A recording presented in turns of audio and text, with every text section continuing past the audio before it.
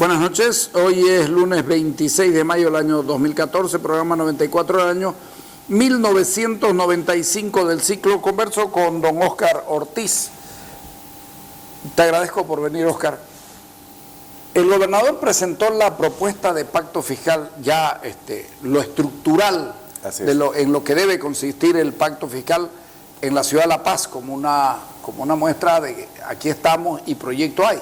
Así es, sí. Lo presentó, además ha sido remitido oficialmente y entregado en el Palacio de Gobierno al presidente del Estado.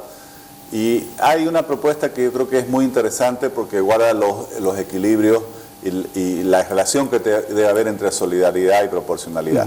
Es una propuesta que lo que busca es hacer sostenible el proceso autonómico en cuanto a financiar adecuadamente las competencias, es decir, aquellas responsabilidades que la Constitución le da tanto a los municipios como a las gobernaciones y obviamente a universidades y pueblos indígenas. Este es un proceso pendiente, Carlos. Desde el momento en que la Constitución reconoce las autonomías y le asigna nuevas competencias a cada nivel del Estado, lo que ha pasado es inaudito, es que el Estado ha transferido competencias, pero se ha quedado con el dinero. Exactamente. ¿No? Eso sin no, fondos, sin respaldo. Claro, sí. A pesar que incluso hay un artículo en la Constitución clarísimo, el 305, que dice que toda transferencia de competencia debe estar acompañada de la consiguiente asignación de los gastos que hagan sostenible de la fuente de financiamiento la prestación de estos servicios. Esto también es importante destacarlo, siempre hablamos de la competencia que parece una palabra rara, bueno, son las responsabilidades que tiene cada nivel del Estado, responsabilidades que pasan por obras públicas, responsabilidades que pasan por servicios públicos. Obviamente, en un país autonómico, descentralizado, la mayor parte de la atención de las necesidades del ciudadano están en los niveles de gobierno más cercanos. Obviamente, primero el municipio, después los gobiernos departamentales. ¿Qué es lo que se está planteando aquí, Carlos? Esta propuesta tiene dos componentes. Uno es la... Perdón, previo a eso, ya hay un censo que sirvió para distribuir las representaciones electorales, ¿verdad? Y ese es el mismo censo que ustedes toman para plantear la cuestión del pacto fiscal, porque decían, no es el mismo censo, uno no lograba entender cuál censo. Bueno, eso es ¿cierto? Es un argumento falaz que estamos utilizando desde el gobierno central. Primero porque el censo ya presentó en tres oportunidades los resultados. Primero lo presentó el presidente y dijeron que eran preliminares, bueno. Pero después sale la ministra de Planificación y presenta unos meses después y dice, estos son los resultados oficiales. Ahí es donde hubo el conflicto porque variaron las cantidades de pobladores de cada departamento. El primero fue en enero, ¿no? Así es, la ministra medio año, y a finales del año pasado, el INE, antes, creo que octubre, noviembre, sube a su página web los resultados oficiales. Después, cuando se comienza a reclamar el pacto fiscal, es bueno conocer esta historia, en el gobierno ven que no le convenía. Y ahí sale una declaración del vicepresidente García Linera, donde dice, no, es que faltan datos de 10.000 comunidades. Curiosamente, bueno, el INE depende del gobierno, el INE que ya había aprobado una resolución donde menciona explícitamente los resultados oficiales, incluso nosotros tenemos una carta en la cual nos lo envían y dicen resultados oficiales, dicen que esos resultados oficiales solo corresponden a la población, pero que todavía faltan los datos de vivienda. No nos olvidemos que el censo nacional es de población y vivienda. Población, la cantidad de la gente viviendo, las condiciones en las cuales viven los ciudadanos. Ahora, lo que dice el gobernador Rubén Costa es, bueno, este censo ha servido para redistribuir la asignación de recursos entre los municipios, las gobernaciones, las universidades. Eso tiene que ver. Para el presupuesto general del Estado. Claro, para el presupuesto general del Estado. Ahora acaba de servir esos mismos datos para que se puedan redistribuir las circunscripciones, los escaños parlamentarios, ¿no? ¿Por qué no va a servir para el pacto fiscal? ¿No? Entonces, por eso digo, en el fondo el gobierno, a pesar de que en la propia ley marco de autonomía, que se aprobó ya el 2010, dice que 6 meses después de presentar los resultados oficiales del censo se llevará a este debate para concertar el pacto fiscal. La historia de esto, Carlos, es interesante. Nosotros cuando fuimos al debate de la ley marco de autonomía, que asistimos en una primera instancia en representación de la gobernación, el gobernador Costa nos pidió que introduzcamos la discusión del pacto fiscal. Esto tiene un antecedente. Cuando él era presidente del Comité Pro Santa Cruz y se plantearon las autonomías, el comité contrató en ese momento, si te acordás, a la consultora Galindo y Asociados. Claro, a Mario Galindo. Sí, que hizo una primera propuesta al país diciendo, porque siempre se argumentaban que las autonomías no eran posibles porque no había cómo financiarlas. No eran sustentables. Entonces ya desde entonces, en ese momento, el presidente del Comité Cívico, Rubén Costa, y en 2010 el gobernador, siempre ha tenido esa concepción, las autonomías tienen que ser financiables. Es verdad que después vino el IDH y eso un poco... adormeció porque obviamente le dio una cantidad importante de recursos a los departamentos, además en forma igualitaria.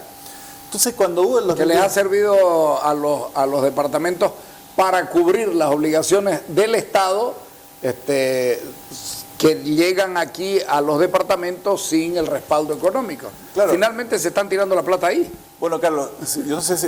quizás es bueno recordar que del IDH asignado originalmente a los departamentos, hoy el Estado ya se lleva 2/3 partes. Por eso te digo. Es lo que hizo José Luis Pará, que siempre dice, bueno, se están haciendo políticas nacionales con recursos departamentales o locales, sobre todo departamentales. En el fondo lo que está haciendo, y es una constante en este gobierno, es que el Estado es una forma de confiscación de los recursos, porque los confisca para implementar sus políticas, ¿no? Pero con los recursos, en vez de utilizar los recursos del Tesoro General de la Nación, usa lo de los departamentos. Entonces, no conseguimos que la Ley Marco de Autonomía se establezca. Ese debió haber sido el momento del pacto fiscal, porque si habías aprobado la Constitución, ya la estabas implementando y poniendo en práctica, obviamente no podés esperar que con el mismo recurso que había antes, las gobernaciones, los municipios, los pueblos indígenas tengan el doble o el triple de competencia. Este es un tema importante también, Carlos. Muchas veces se piensa, y aquí a veces hay una confusión, de que hoy tenemos menos competencia que antes, y no es verdad. La ley de centralización asignaba a las prefecturas de departamento 22 competencias. Hoy la ley o la Constitución le asigna 59. Y yo digo, a veces se comete el error de solo tomar lo que la Constitución define como competencia exclusiva, que son 36. Pero ¿qué pasa con lo que se llaman competencias compartidas y concurrentes? Un poco para que la opinión pública conozca. Es bueno. En las compartidas, el Estado aprueba una ley nacional, el departamento puede aprobar una ley departamental, pero la reglamentación y la ejecución está a cargo del gobierno subnacional. En las concurrentes hay ley nacional, no hay ley departamental, pero se reglamenta y se ejecuta a nivel departamental o al nivel local si corresponde. ¿Qué significa ejecutar? Significa que uno se hace cargo de prestar el servicio público o de desarrollar las obras públicas. En las concurrentes, que si bien no tenemos la posibilidad de hacer una ley propia, y yo no sé cuánto se gastará a nivel central en hacer una ley, bueno, lo que cuestan los sueldos de los parlamentarios, pero están las principales responsabilidades por las cuales se reivindicó la autonomía, que son aquellas áreas que el ciudadano necesita para su bienestar: educación, salud, seguridad ciudadana, vivienda, bueno, en fin. Pero ahí, en esas cuatro, obviamente lo que podés gastar es ilimitado. Pero además las necesidades de la gente son muchísimas porque sabemos que estamos muy rezagados en todos estos campos. ¿Qué ha pasado? Un ejemplo, salud. Hace ya casi 1 año y medio la gobernación, en virtud de la Ley Marco de Autonomía, todas las gobernaciones, asumimos los hospitales de tercer nivel. El tercer nivel en el sistema de salud es el nivel más complejo, donde se realizan lo que comúnmente... Las especialidades donde ya se hacen las operaciones, por ejemplo, más difíciles, en fin. Por lo tanto, es lo más costoso. Entonces, ¿cómo vos podrías entender, Carlos, que el Estado central se dejase de la responsabilidad de los hospitales, los de segundo nivel, que son un intermedio entre el hospital de las intervenciones más complejas con la posta, pasan a los municipios y los de tercer nivel a las gobernaciones? Pero el Estado se queda con todos los recursos, ¿no? O sea, ¿cómo puedes pasar una responsabilidad tan grande sin Por eso te digo, hacer transferencia? La plata del IDH pasó ahí. Así es. Entonces tenés una situación muy difícil que en el futuro puede ser insostenible. Por ejemplo... ¿Tanto así? Puede ser. ¿Por qué, Carlos? Porque en el fondo, ¿qué es lo que nosotros creemos que hay que cambiar? Algunos departamentos tenemos regalías, hoy tenemos una situación un poco más holgada, sobre todo los que tenemos gas. Hay otros que no tienen hidrocarburos, pero tienen minerales, eso ya está en declive, y hay otros que no tienen ninguno de los dos, eso está en problema. ¿Por qué digo que es necesario el pacto fiscal, Carlos? Porque los servicios públicos que resuelven o atienden las necesidades más elementales de la gente no pueden depender solo de las regalías sobre el gas. Claro. ¿No? Porque eso puede declinar, los precios pueden bajar, pero no podemos cerrar los hospitales. No se puede dejar de atender a la gente, no se puede dejar de operar a alguien, o no podemos dejar de atender, digamos, una situación de emergencia. Este año, por ejemplo, la Gobernación de Santa Cruz va a invertir 25 millones de dólares en equipar los hospitales de tercer nivel, que tenían un déficit tremendo, claro, ¿no? De equipamiento, tremendo. Por ejemplo, el gobernador siempre comenta que aquí se sigue utilizando la bomba de cobalto, que es algo que tiene mucho efecto contraproducente, ¿no? A la salud. Para este año se van a comprar 3 aceleradores lineales, que cada uno vale 3 millones de dólares. Pero ¿cómo puede ser una ciudad como esta, Carlos? La gente se muere porque no tenemos esos equipos elementales, ¿no? Pero que además le llega gente del campo y de otros departamentos, porque aquí está el único hospital que te puede hacer eso. Así es, bueno, pues viene gente de todas las provincias y obviamente de otros departamentos. Te quiero decir que es tanta la irracionalidad que hay en el país que solo de los 9 departamentos, Carlos, solo 4 tienen hospitales de tercer nivel. Entonces, ¿cómo podés imaginar que un lugar como Tarija, que su gobernación recibe 500 millones de dólares al año en regalías, no pueda tener un hospital que debe valer 25 o 30? O que Oruro, o que Potosí, con toda la explotación minera que ha habido y que hay, no tengan hospitales de este nivel. ¿Por qué no los hacen? Por falta de priorización de lo que debe ser la inversión pública. 500 millones de dólares de harta plata. Harta plata. Así es. ¿Cuánto recibe la gobernación de Santa Cruz? La gobernación de Santa Cruz debe estar ahorita alrededor de 200, ¿no? entre 150 y 200. ¿Y cuántos hospitales de tercer nivel 6 están manejando? 6. Bueno, ok. La mayor cantidad del país, ¿no? Como decían los cantantes, pasemos a otro tema, porque está claro. Pero eso te da una idea, Carlos. ¿Por qué menciono estos ejemplos? Porque la gente piensa que pacto fiscal, las dos son palabras, pacto, bueno, ¿y qué tiene que ver un pacto aquí? Y fiscal, bueno. Entonces, ¿qué quiere decir esto? Necesitamos un gran acuerdo nacional, a eso entendemos el pacto, y fiscal es la administración de los recursos públicos, en el cual tengamos una distribución armónica, ordenada, solidaria, de los recursos públicos con las competencias que tiene cada nivel. Y lo vas a explicar bien de dónde sale, porque tampoco es que el gobierno va a ser pobre si hace pacto fiscal, no. Porque es bueno marcar que es un poquingo del presupuesto nacional, pero que a los departamentos les viene muy bien. Así es. Ok. Entonces, ¿qué es lo que hemos estudiado nosotros? Hoy el gobierno administra, el gobierno central, porque bueno, todos son gobiernos, pero el gobierno central administra 88% del conjunto de los recursos públicos, ¿no? Y el otro 12% está siendo administrado por los nuevos gobiernos departamentales.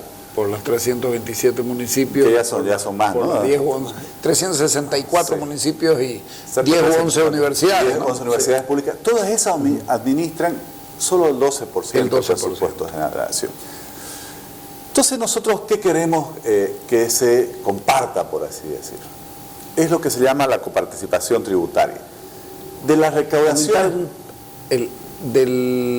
Un 3% al 25%, ¿no? Sí, ahora ¿cómo funciona? Sí. Hay una canasta de impuestos, que son el IVA, el régimen complementario al IVA, el impuesto a las utilidades, el impuesto a las transacciones, lo que es el gravamen aduanero, lo que se paga en aduana, el impuesto a los consumos específicos y el impuesto a la salida al exterior, que es el más pequeñito. Bueno, este conjunto de impuestos hoy están distribuidos de la siguiente forma: 75% para el gobierno central, 20% para las universidades, 20% para los municipios, 5% para las universidades públicas. Y las gobernaciones no coparticipan. Las gobernaciones no coparticipan. Okay. La única, y esto es bueno explicarlo, la única coparticipación que tienen las gobernaciones es sobre otro impuesto que se llama el Impuesto Especial a los Hidrocarburos y sus derivados, que es el IHD, que es el que se paga sobre el combustible producido y comercializado en el mercado nacional. Este tiene una gran desventaja, y es que disminuye cada vez más porque sabemos que se importa, y sobre lo que se importa obviamente no se coparticipa, y por las deficiencias que hay de producción de líquidos en el país cada vez se importa más. Entonces esto ha disminuido muchísimo en el caso de las gobernaciones. Y el segundo gran problema es que aquí se está dando una actitud engañosa del gobierno, ¿no? Que lamentablemente le buscaron dar una cierta legalidad en la ley marca autonomía. Y es decir, que solo se coparticipa sobre lo que se recauda en efectivo. Voy a tratar de explicar los otros temas porque son técnicos. Eso es tremendo. ¿No? Eso es tremendo. Sobre el recauda en efectivo, porque después te vienen con los bonos, te vienen con una cosa, con la otra, y terminas recibiendo 2 pesos. A ver, vamos. ¿Qué es lo que está pasando? Hay lo que se llama las notas de crédito fiscal. Los NOCRES. No. Entonces, el gobierno digamos, contrata a alguien para que le preste un servicio, le construya una obra, por ejemplo, una empresa constructora. El gobierno le paga una parte de ese contrato con esta nota de crédito fiscal y las empresas van y utilizan esos papeles para pagar impuestos al Estado. El gobierno, ¿qué hace? Está ganando ahí, porque en el fondo le está confiscando recursos a gobernaciones, universidades y municipios, porque sobre eso no coparticipa. O sea, no le da su parte hoy ni a la gobernación en el caso del impuesto a los combustibles, ni a los municipios ni a la universidad en el caso de los otros impuestos. Eso que lamentablemente se comenzó a hacer una práctica en este gobierno, lo han puesto en la ley de marco de autonomía, obviamente significa una especie de confiscación de los recursos departamentales y locales. ¿Se tiene calculado más o menos el cuánto de plata se va ahí en las notas de crédito? En el caso, bueno, en el caso de los municipios y universidades, no lo tengo la cifra, pero ya se estima que han sido casi como 3.500 millones de bolivianos que han utilizado en notas de crédito fiscal. Sobre eso hay que tomar un porcentaje, o sea, claro, es harta plata igual. Sí. Pero en el caso de del IHD lo hemos hecho el cálculo. Por ejemplo, si Pando recibiera sobre el total de lo que se debiera recaudar y se debiera pagar, debiera recibir 37 millones de bolivianos, en cambio está recibiendo 17, la mitad básicamente. 20 millones menos. 20 millones menos.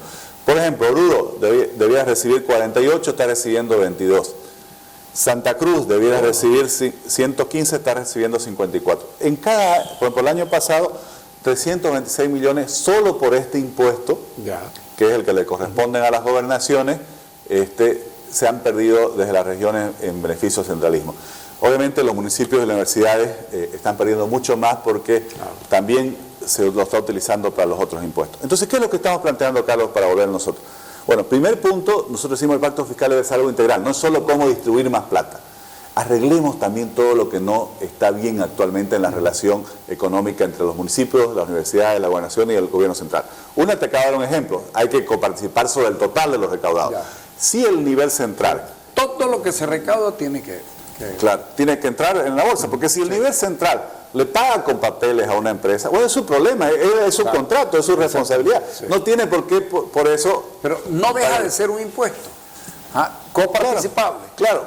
Tiene que ser coparticipable porque eso... por supuesto. Porque no pierde esa condición. No, porque además el gobierno central tiene su parte y con eso él tiene que trabajar. No tiene por qué quitarle la parte a los otros, digamos, que tienen sus propias responsabilidades. Lógico. ¿No? La excusa de no recibo plata no vendría para nosotros, porque igual es plata que deja de pagar y que se ahorra. Así es. ¿Ok? Así es. Ya.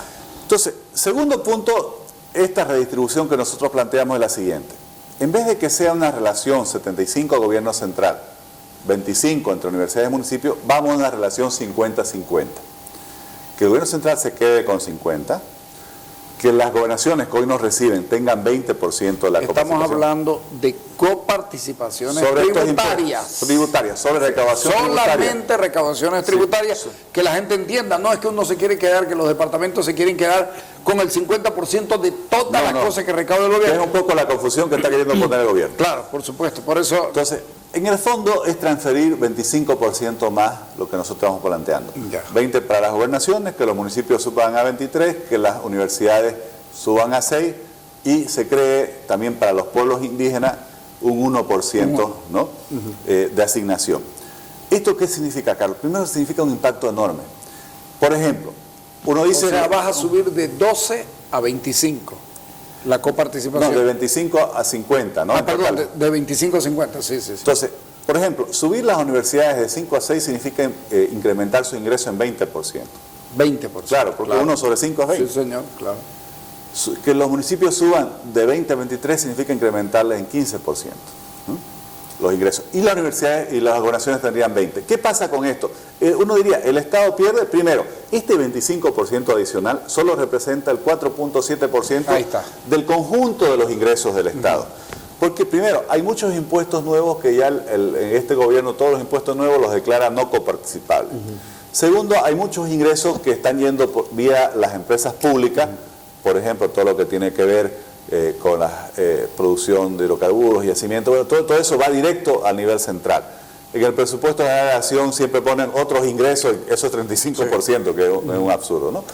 Entonces, no lo desestabilizás al gobierno central, pero solo el 4.7%. Sí, solo el 4.7%. Las recaudaciones tributarias están alrededor de 40.000 millones de bolivianos. O sea, no es, digamos, es una parte importante, pero no es lo principal dentro del presupuesto. ¿Son 1.600 millones, 1.800 millones? ¿O cuánto es? ¿Cuánto llega? No, estamos hablando de... En plata. Que las recaudaciones totales, Carlos, a ver, si son 40.000 millones, hoy básicamente el 25% de 10.000 es lo que se está coparticipando, ¿no? Que son como unos 1.500 millones de dólares. Nosotros estamos planteando que eso llegue al doble, a 3.000. En un presupuesto que ya está en 27.000 o 28.000. O sea, eso te da una relación que no va a desestabilizar al gobierno. Ningún daño. Pero sobre todo, Carlos, porque un pacto fiscal no es solo para que el gobierno transfiera recursos, es para que todos asumamos nuestra responsabilidad, y esos son gastos menores que se va a hacer desde el nivel central. Para que establezcamos, para que rayemos la cancha de nuevo y digamos, muy bien, esto son responsabilidades que nos vienen a nosotros, aparte de mis responsabilidades, de aquí para adelante no puede venirnos una sola responsabilidad sin el cumplimiento de la ley marco, que dice que vienen acompañados y de la Constitución en su artículo 305. Entonces, Exactamente. no es que el Estado traspasa así gratuitamente recursos, es que contra ese traspaso de recursos, obviamente, los municipios, las gobernaciones, los pueblos indígenas asumen la responsabilidad de brindar tales y tales y tales servicios públicos, que al final para eso se recaudan los impuestos, para financiar servicios públicos, ¿no? Un punto importante, que también ha sido una idea del gobernador Costa, es que en el caso de las gobernaciones, hagamos una regla 50-50 a su vez, un segundo 50-50. ¿Qué quiere decir esto? Que el 50% de este 20% que se daría a las gobernaciones, 10, digamos, se reparta de forma igualitaria entre los 9 departamentos. Esto... A ver, te pido un corte para claro, que cuando volvamos me lo expliques bien. Dale. Esto es nuevo, Oscar. Esto es nuevo. La redistribución es la que se le plantea al gobierno. Y se plantea en el sentido de las diferencias. Se está planteando, esto para mí es el verdadero pacto fiscal. Le está diciendo a la gente, ok, de lo que recibimos, pongámoslo en una bolsa común más o menos, así, y de ahí repartimos. Pero solo en el caso de los gobiernos departamentales, ¿no? No estamos tocando las universidades y municipios. No, porque ustedes no pueden meterse en la... ¿Por dónde se asigna exclusivamente por población? Esto fue una idea del gobernador Rubén Costa, que él dijo, a ver, ¿cómo logramos un equilibrio entre lo que debe ser la equidad, la solidaridad? Porque a todos nos conviene que no solo se desarrolle en algunas regiones, ¿no? Sí, que se desarrolle en todo el país. Y al mismo tiempo una proporcionalidad, porque obviamente hay departamentos con más población que obviamente no es lo mismo brindar salud a, no sé, a 3 millones que a 1 millón o a 500.000. Bueno, entonces surgió esta idea de hacer el 20% que se les asignaría a las gobernaciones, dividirlo en dos partes. La mitad, el 10%, se asignaría de forma igualitaria a los 9 departamentos. Esto significa, Carlos, 400 millones de bolivianos, con los datos del año pasado, para cada departamento, ¿no? Y la otra mitad tendríamos ya una asignación en función de la población. Aquí tenemos unos números. Por ejemplo, el departamento de Pando incrementaría en 188% sus recursos. De los 234 actuales pasaría a 673 como presupuesto base. Es interesante también que según esta propuesta Santa Cruz no es el departamento que más se beneficia, el que más se beneficia es Cochabamba. Vos sabés que Cochabamba tenía antes regalías importantes por el declive en la producción de petróleo, cada vez tiene menos regalías, entonces está quedando muy complicado en sus ingresos. El departamento pasaría, el Cochabamba, de 427 millones de bolivianos que tenía el 2013 a 1.458 millones de bolivianos. Aumentándole 400 millones. Aumentando, bueno, 400 de forma igualitaria y 631 por población. Claro, sí, por eso te digo, 400 por el reparto de la bolsa común y ahí le pones población. Y por eso se te sube a ¿cuánto? A 1.458. ¿Cuánto reciben por población Cochabamba? Estaría recibiendo 631 millones de bolivianos por población, 400 de la asignación igualitaria, significa 1.031 millones de bolivianos. La Paz, por ejemplo, subiría 180% sus ingresos, 971 millones por población, los 400 de forma igualitaria, 1.371 millones adicionales. El gobierno departamental de La Paz es uno de los más complicados en materia de ingresos porque no tiene regalías, muy pocas minerales y obviamente no tiene gas. ¿Santa Cruz? Santa Cruz tendría 953 millones por población, más los 400 de forma igualitaria, subiría 1.353 millones adicionales, llegando a 2.251, ¿no? Ya. Entonces, esto te muestra, Carlos, que todos los departamentos se estarían beneficiando. Aquí lo que nosotros hemos buscado, una regla que nuevamente combine equidad con proporcionalidad. Equidad para que todos podamos salir adelante y los departamentos más rezagados en materia de desarrollo Y después puedan recuperar. cada ciudadano boliviano valga un porcentaje en este Así es. país. Y después por población. Ajá, ¿no? claro. De esta forma, Carlos, los gobiernos departamentales realmente tendrían condiciones de lo que se llama ejercer efectivamente las competencias. Las competencias no deben ser teóricas, ¿no? Así es. Deben ser prácticas. Rubén siempre dice, la autonomía la gente la tiene que sentir, la tiene que comer, o sea, le tiene que mejorar la vida a la gente, para eso son. Pero cuesta administrar los hospitales, cuesta equipar los hospitales, cuesta. Si queremos, por ejemplo, seguridad ciudadana. Seguridad ciudadana es una competencia concurrente. Pero ¿qué hace el gobierno? Saca una ley y básicamente lo único que tenemos que hacer nosotros es pagar sus cuentas, ¿no? Entonces, esa no es la autonomía por la que hemos buscado. Buscamos una autonomía que realmente le resuelva los problemas a la gente. Por ejemplo, cuando aquí hace 8 años el gobernador dice, bueno, la prioridad van a ser las provincias. Y dentro de las provincias, ¿qué es lo que hace más falta? Por ejemplo, agua potable y luz. No, Santa Cruz tiene que, todo ciudadano que viva en Santa Cruz debe tener acceso a agua potable y energía eléctrica. Ya estamos llegando al 100%. Lamentablemente la meta, bueno, la realidad se mueve porque llega más gente, surge nueva comunidad y siempre hay algo más que hacer. Ajá. Carlos, si analizás el censo con los datos de este mismo gobierno, hay departamentos como Chuquisaca, que han sido administrados los últimos años por esta gestión del MAS, que están en niveles de cobertura de agua potable de 40 y tantos %. O sea, más de la mitad de la población no accede a energía eléctrica, no accede a agua potable. Santa Cruz estamos llegando al 100%. Y no es porque tengamos más recursos, aquí, llenos de juicios, la Contraloría por todos lados, casi prohibidos acceder a créditos internacionales. ¿Cómo vos entendés que las regiones en las cuales el MAS viene gobernándolas hace ya casi 9 años, que ellos no tienen problema porque a ellos no le meten juicio, no le hacen líos, le autorizan todos los recursos que quieren, no hayan avanzado más? Este es un tema. ¿Qué están haciendo? Es que vos vas a algunos departamentos y no entendés qué están haciendo estos gobernadores del MAS o estos alcaldes del MAS con tantos recursos. Yo creo que es una falta de concepción de lo que debe ser una política pública. ¿Para qué es la gestión pública? ¿No? ¿Se han reunido ustedes con otros gobernadores, aparte del Beni, que acompañó al gobernador cruceño y que dijo, nos adherimos a esta propuesta? Bueno, reunido, vos sabés que las condiciones políticas no favorecen este tipo de reuniones. Nosotros le hemos planteado, y el gobernador en su carta le dice al presidente, que se nos convoque para que inmediatamente hagamos equipos de trabajo, tanto con el gobierno central como con los otros gobiernos. Lo más probable es que no los vayan a llamar, que no los convoquen. Bueno, pero es un debate que lo vamos a hacer en el país. Carlos, pero eso le iba a preguntar, ¿están obligados a salir a socializarlo? vamos a ir, el gobernador va a visitar, ojalá, los 9 departamentos para exponer esta propuesta. Y lo que queremos es que al final, Carlos, sea la opinión pública nacional la que reclame este pacto fiscal. Porque a la hora de la verdad, todos los municipios van a salir ganando, las universidades van a salir ganando, pero al final no son ni los municipios, ni las universidades, ni las gobernaciones. Es la gente la que se tiene que beneficiar con esto, porque va a tener, obviamente, unas entidades territoriales que van a poder tener mayor capacidad de atenderle sus necesidades. Y los mecanismos de cambio de estos pueden ser de un día para otro, porque se establecen en las computadoras y de inmediato cada departamento va recibiendo lo que le corresponde, cada ciudad va recibiendo lo que le corresponde, cada universidad va recibiendo lo que le corresponde. Claro, no es una ecuación muy difícil. Es un tema de decisión política y de ponerse de acuerdo, obviamente, a cambio de esta distribución, bueno, hasta dónde llegan las responsabilidades de cada uno en cada campo. ¿Con quién lo han conversado en el Poder Central, en el Gobierno Central? Bueno, es algo que en su momento, cuando el ministro Romero, en el año 2010, se discutió la Ley Marco de Autonomía, él estaba a cargo de esta discusión de la Ley Marco de Autonomía. Nosotros los planteamos, esta regla del 50-50 ya la planteamos en el 2010. Ya. ¿No? Obviamente ahora hemos avanzado con mucha mayor profundidad y mayor detalle. ¿No?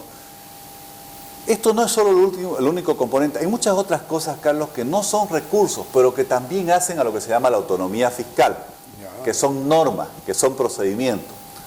Por ejemplo, la ley de administración presupuestaria, que rige hoy en Bolivia, es una ley del gobierno del general Banzer, o sea, hace ya casi 12 años.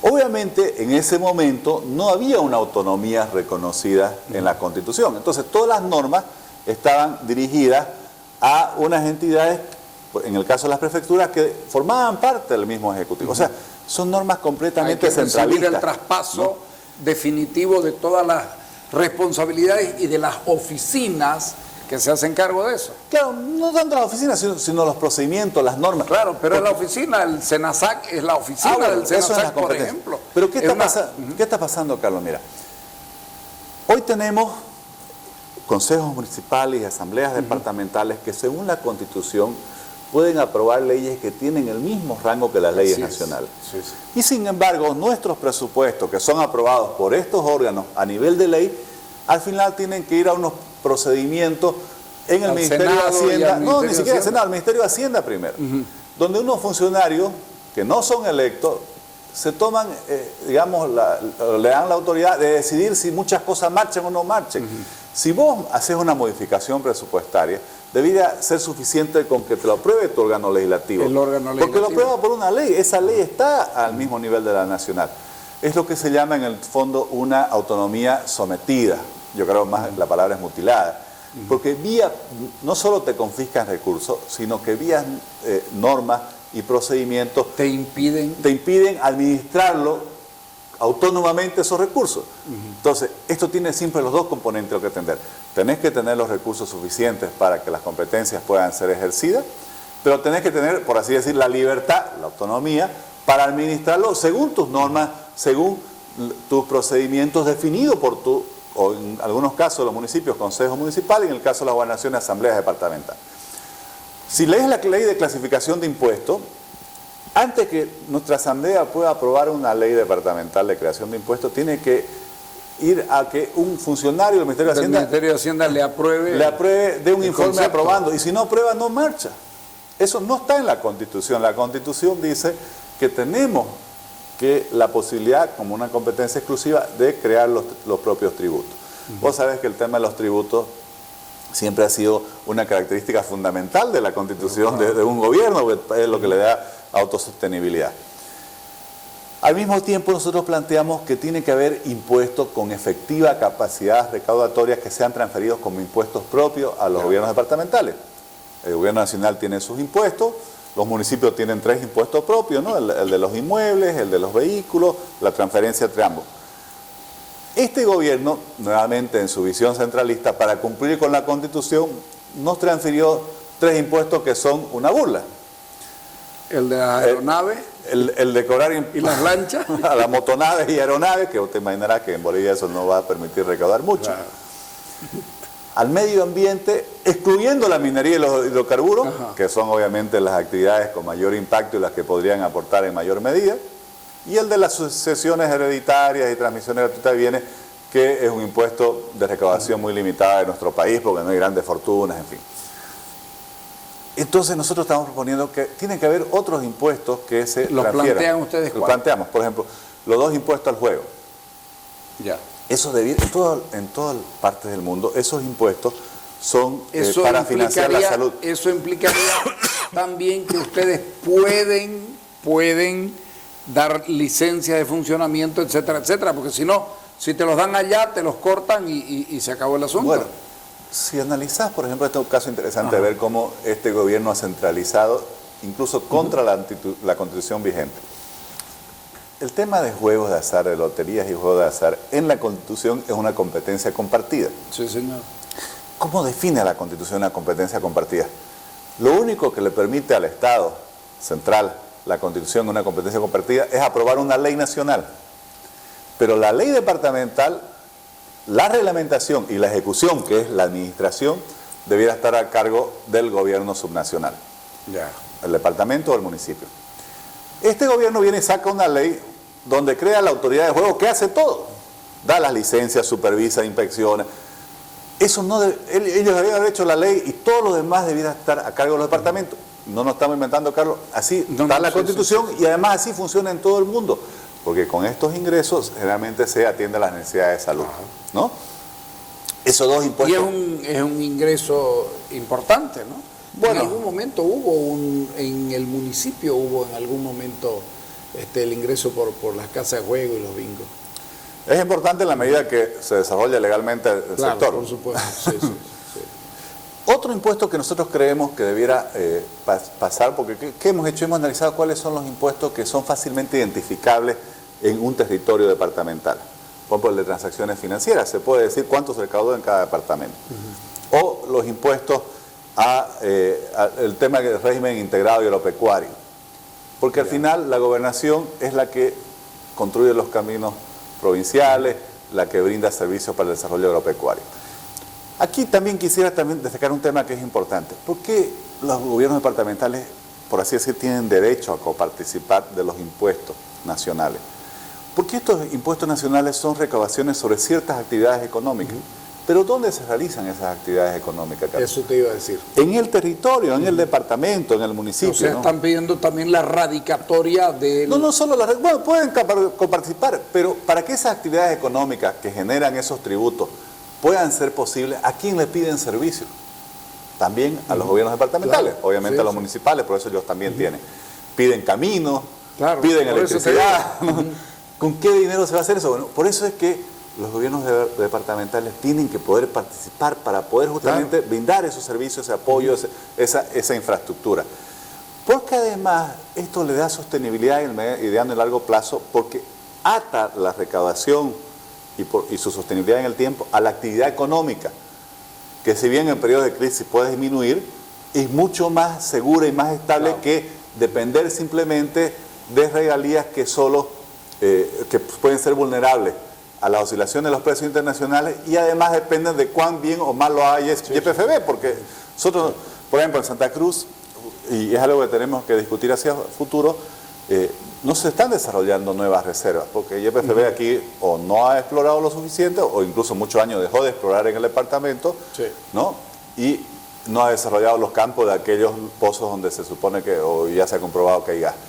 Entonces, esto nos deja... No tiene plata, pues no quieren venir. Pero esto nos deja vulnerables en mediano y largo plazo. Claro. Y ahí yo vuelvo al ejemplo de los hospitales. O sea, ya está bien, hemos asumido los hospitales, pero esto, de aquí 5, 10, 15 o 20 años, igual hay que seguir administrándolos, atendiendo a la gente, independientemente de qué pase con los ingresos. Por eso es mejor complementar las regalías con el tema de la coparticipación sobre los tributos. ¿Con quién creen ustedes que pueden hablar para tener por lo menos 5 gobernadores o universidades, no sé, pero para ir haciendo cuerpo? Porque el tema es que esto suena muy bien. Esto de aquí yo voy y se lo muestro a algún gobernador y tendría que tener un argumento muy válido para decirme, no, yo no quiero más plata. ¿No es cierto? Pero por la militancia política te diría, no, mira, no me compliques la vida. Claro. A ver, Carlos, yo en esto quiero ser sincero. Creo que en charlas privadas muchos te apoyan porque lo ven que esto es racional, que esto es necesario. Claro, porque al final es un interés regional y la gente, así como tiene su partido, tiene su región, ¿no? Pero no vamos a hacer ilusiones y peor en una época electoral que ahí va a haber una línea partidaria del gobierno, a los alcaldes y gobernadores del MAS que no se sumen a esto. Entonces, por eso es que yo creo que tenemos que ir mucho a la opinión pública, a la sociedad civil, para que la gente, desde los municipios, desde los departamentos, reclame también este pacto fiscal, porque va a entender, y creo que ahí tenemos que dejarlo claro, que es la mejor forma para solucionar todas esas carencias que hoy todavía siguen siendo una realidad, para que los servicios básicos lleguen. Por ejemplo, obviamente... y el caso que pusiste de Chuquisaca, tener energía, claro, pero incluso en Santa Cruz tener energía eléctrica, agua potable es muy bueno, pero vienen otras fases que son mucho más caras, saneamiento, ¿no? Llevar ya el agua a cada casa, los sistemas de domiciliarios, se está trabajando, pero necesita mucho más, ¿no? O por ejemplo, planes de vivienda. Es tan absurdo lo que se hace en este gobierno que ahorita que menciono vivienda. Mientras que la vivienda es una competencia concurrente en la Constitución, el gobierno saca un decreto donde lo único que podemos hacer es transferirle nuestros recursos para que ellos puedan hacer la vivienda. Entonces, todo esto es como que el mundo al revés, ¿no? Pero, Carlos, acaban de entregarle 630 millones, 630 millones a un proyecto que no existe en Sucre. Bueno, es que eso es por eso no es existe, claro. No hay pueblo ahí. Esos son los, donde los se ha establecido que se va, Carlos, donde está tan lejos la autoridad de la gente.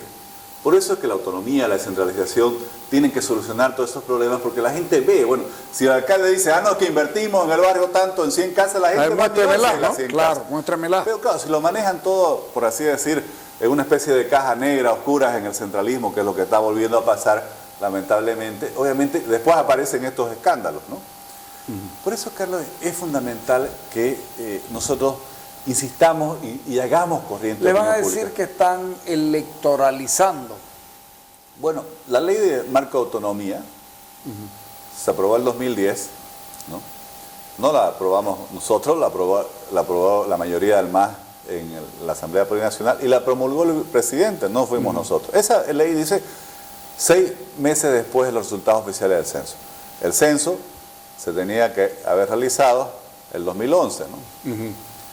Ellos se atrasaron un año hasta el 2012. O sea, no importa si hay la queja, si hay el estigma, ustedes por los próximos 3 meses van a tratar de hacer por lo menos 3 meses. No, Carlos, esto no hay que pararnos de 3 meses, 6 meses. Es como la autonomía, Carlos. Ok, ya. Las tenés que pedir hasta que la consigas.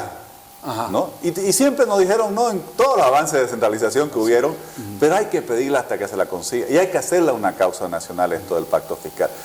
Hoy Rubén decía, en un acto que hubo en la gobernación, decía, conseguimos primero la autonomía política, que es la que está en la Constitución, ahora tenemos que conseguir la autonomía económica, que es obviamente el otro pilar fundamental. Así es, el otro pilar fundamental. Y esto tenés que seguir, por así decir, entre comillas, peleando hasta que lo consigas. Se lo vamos a ir reclamando en la medida en la que vayan pasando los días, porque es lo correcto. A nosotros nos parece muy bien. Y por eso decía Carlos, no hemos sido nosotros los que nos atrasamos un año en hacer el censo, no hemos sido nosotros los que después de año y medio, o ya va a ir para 2 años del censo, supuestamente todavía no hay resultado oficial. Es el gobierno. Si ahora coincide con la época electoral, esto nosotros lo planteamos y por eso quedó esa frasecita. Pero no deja de ser bueno que esté en época electoral porque la gente se vuelve más sensible al debate, se vuelve más sensible al reclamo. Porque además, Carlos, en unas elecciones que se aprecian de ser verdaderamente democráticas, se debieran debatir los grandes problemas del país. Y está claro que esta excesiva centralización, no hay pues Estado moderno donde el gobierno central se lleva 88%, Carlos. Eso no puede estar bien aquí, ya no existe en el mundo, es al revés. ¿Lo han conversado esto con otros partidos políticos, con otras organizaciones políticas? Te digo porque hay varias organizaciones políticas que van a participar en elecciones, no necesariamente van a haber alianzas, no voy a hablar de eso en este momento, pero no son oficialistas, consecuentemente probablemente estén abiertos a ver este tipo de cosas. Y hemos encontrado mucha simpatía y mucha adhesión, y está claro que si llegamos a participar en una coalición, nosotros obviamente hemos propuesto que este sea un elemento fundamental de cualquier propuesta alternativa. Incluso en el documento que se publicó de coincidencias programáticas con el MCM, está el pacto fiscal como uno de los puntos fundamentales, que ellos también lo han asumido, ¿no? O sea, esto lo vamos a seguir, pero como ya estamos hablando de elecciones, quiero cambiarte de tema radicalmente porque Germain Caballero está denunciando que en San José Chiquito hay acarreo de gente que lo han probado, que lo han mostrado.